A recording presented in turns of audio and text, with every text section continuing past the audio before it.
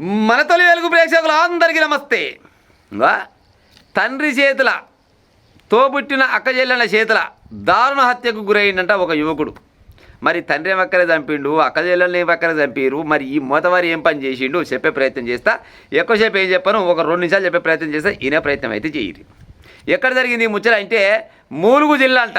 ములుగు జిల్లా దుబ్బగూడెం గ్రామంలో జరిగింది. పోరగాని పేరు చలపతి, 30 ఏళ్ళు ఉంటాడు. ఏం పని చేస్తాడు ఈయన అంటే ఏం పని చేయలేదు.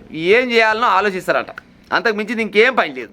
ఎంతసేపటికి ఏం చేయాలో ఆలోచించుకుంటా అప్పుడప్పుడు అంటే జర్ర పంతాప్పుడు తప్పితే మెలిక ఉన్నప్పుడల్లా తాగుడే అంట. తాగు నాశనం అయిపోయి ఎప్పుడు తాగుతారంట. తాగి ఇంట్లోకి వస్తేప్పుడు సొయ్యి లేకుండా ఇంట్లోకి వస్తారట. సొయ్యి లేకుండా ఇంట్లోకి వచ్చి ఈ మధ్య కాలంలో ఏం చేసిండంట, ఏకంగా బయట రాష్ట్రానికి వెళ్ళి ఒక అమ్మాయిని తెచ్చుకున్నాడు ఇంటికి.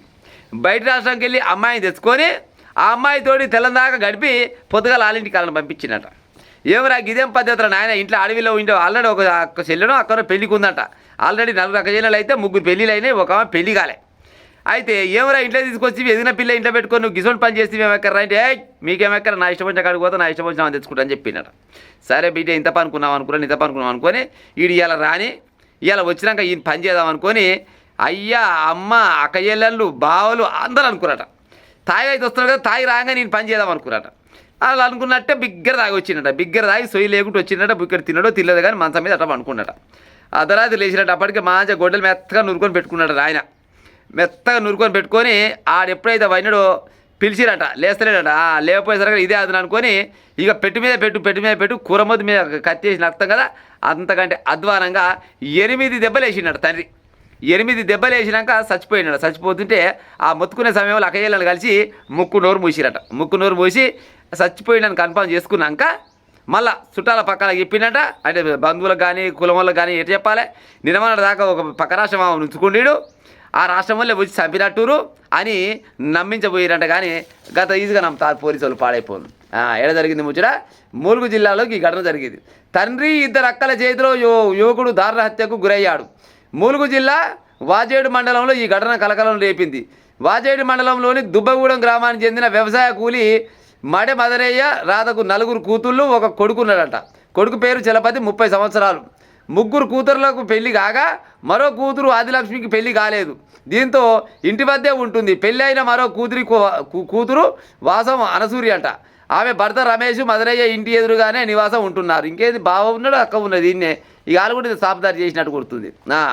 అవివాదులైన పెళ్లి కాని ఈ చలపతి మద్యానికి బానిసై తరచూ కుటుంబ సభ్యులతో ఘర్షణ పడేవాడు.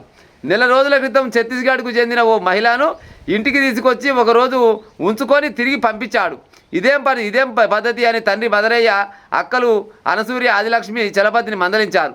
దీంతో అతడు వారితో గొడవపడి మద్యానికి బానిసై తరచూ వేధించడమే కాకుండా అతడి ప్రవర్తన బాగుండకపోవడంతో విసుగు చెందిన తండ్రి 2 అక్కలు చలపతిని హత్య చేయాలని పథకం వేశారు. ఎప్పటిలాగే శుక్రవారం కూడా మద్యం తాగి వచ్చినాక ఈయన పని చేద్దాం అనుకొని గొడ్డలి మెత్తగా నూరుకొని దాడి చేసిందట. ఏకంగా 8 సార్లు తల మెడపై నరకడంతో అతను అక్కడికక్కడే ప్రాణాలు వదిలిపెట్టిండు.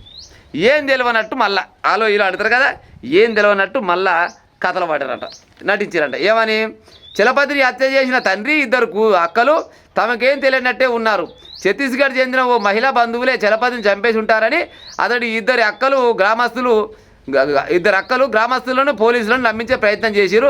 రక్తం మరకల ఆధారంగా సోదాలు చేయగా బావ దగ్గరనంట గొడ్డలు దొరికిందట. బావకు తండ్రి నరికిండు. బావ దగ్గర నుండి మీ ఇంట్లో గొడ్డలు ఉంటే బాగుండదు, నా దగ్గర పెట్టుకుంటే అని గొడ్డలు కొనిపోయినట బా. ఇక మరి ఎదురుగా ఇంట్లోనే ఉంటాడు కదా బావ. ఒకసారి బావింటికి కూడా పోదాం అనుకొని పోలీసులు పోయిరంట. పోలీసులు పోయేసరికి అలా మంచిగా గొడ్డలు ఆడ మూలకు ఉన్నదట. గొడ్డలు మూలకుంది, తడి ఉందంట. చూస్తారు కదా రక్తవాసన వస్తుందంట. పోలీసులకు ఎరికేగా రక్తవాసన. ఈ ఆసన మరి ఏం కొట్టినావా, మరి ఏమైనా దున్నపోతు నాకినావా, మేక నాకినావా, ఏమి నాకినావా అంటే ఆయన బెదిరి చూస్తున్నట. చెప్పురి ఎట్ట చచ్చిండు, ఏం కథ, నిజంగా వాళ్ళు చంపిరా మీరు చంపిరా అంటే మేమేం చంపుతాం, నా ముద్దుల బామ్మడిది ఆడు ఎంత తాగినా తిన్నా కానీ ఎప్పుడు నా దగ్గర నుంచి తాగేదని అక్కలు బావలు అంటున్నట. కాదు కానీ ఈ గొడ్డలు కొనపోయి ఇది ల్యాబ్లో కొనపోయి టెస్ట్ చేస్తే మొత్తం తెలుస్తుంది. మర్యాద చెప్తారా లేకపోతే మేము పోయినాక చెప్తారా అంటే ఇక చెప్పిరట. అయ్యా నా బామ్మడిది నాశనం అయిపోను, నా కొడుకు నాశనం అయిపోను, నా తమ్ముడు నాశనం అయిపోని అక్కలు తండ్రి బావలు అందరు కలిసి ఇక కుసబెట్టినాక చెప్పు రెట్టడం లెక్క అంటే ఏమి లేదు సార్, ఈడు ఏం పని చేయడు, ఏం పని చేయడు పాడైపోను. పొద్దున్న లేస్తే పొదుగు దాకా తాగుడే ఉండాలి. తాగకుంటే ఈయన కానరెక్కలన్నీ వంకుతాయి. ఈ తాగినోడు ఉగదాకా మొన్న మధ్యలో ఛత్తీస్గఢ్కి వెళ్ళి ఒక అమ్మాయిని తెచ్చుకొని తెలందాకా ఇంట్లో ఉండి ఆ పొద్దుగాల పోతప్పుడు మళ్ళీ ఇంట్లో అందరూ చూసుకొని అమ్మాయిని పంపించుడు. ఇది ఎంతవరకు కరెక్ట్ అని అడిగిన పాపానికి మమ్మల్నే లొలి పెట్టి మా మీద పంచాయతీ అయ్యిండు. ఎట్లా చేసి కథ పడదాం అనుకున్నాం. రాత్రి కూడా దాగొచ్చిండు. రోజు తాగినట్టు రాత్రి కూడా దాగొచ్చిండు. అందుకోసం గొడ్డలు తీసుకొని పెట్టి మీద పెట్టి 8 పెట్లు పెట్టిన దెబ్బకు చచ్చి ఆడబడ్డాడు అని చెప్పిరట. చూడు కథ. ఇప్పుడు వీళ్ళ నోళ్ళని బయట వస్తున్నా అయ్యను కొనబోయిరంట, అక్కలను కొనబోయిరంట, బావలను కొనబోయిరంట. అమ్మ ఇంకో ఆదిలక్ష్మి అంట చిన్న ఉంది కదా, వాళ్ళు కూడా మరి ఇంట్లో ఏమైనా భాగస్తులు ఉండరా అనుకొని ఎంక్వైరీ చేస్తారంట. అందరు కొనబోయి లోపలేసారు. చూడు రే, కొడుకు తప్పు చేస్తే అరే గట్ట కాదు గిట్ట అనాలి, లేకపోతే కోదండం వేయాలి, లేకపోతే పంది కుదర పోగేయాలి. చెప్తే గుంటే పెద్ద మనుషులు చెప్పాలి, పోలీసులు చెప్పాలి. 4 టన్నులు దాన్ని ఒకవేళ గిసోడు గుంజ కట్టేసి బిగ్గర కట్టేసి ఏమంటారు 4-5 బిందెల నీళ్ళు పోస్తే బిగ్గర తాడవు అమ్మర కొడుక చెప్పినట్టు తింటారు అని అంటాడు. కానీ ఇట్లా తాగిన వాళ్ళల్లో చంపుకుంటూ పోవాలంటే ఓ రావంది.